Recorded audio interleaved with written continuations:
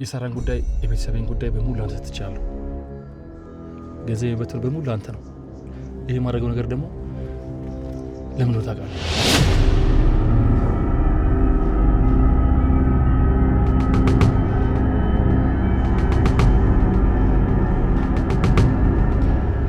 መልሽልኝ። የፎቶ እዚህ ምን ይሰራል እያልኩሽ እኮ ነው።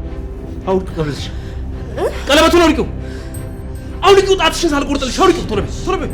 እንደዛ ሲያሰቃየን ንዴቱን መቆጣጠር ስለማይችል ነው ብዬ ነበር ማስበው። ለካ እሱ ሌላ ሴት ጋር ሄደ። ውሽማ?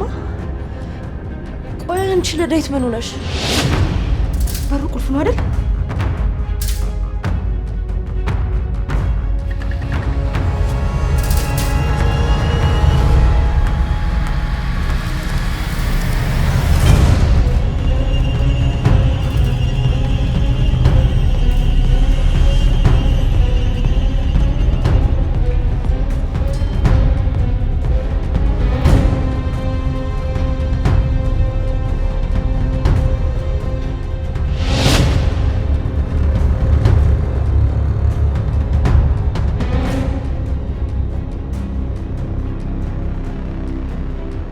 ሳምሪ እንዳትዋሺ፣ እንዳትዋሺ።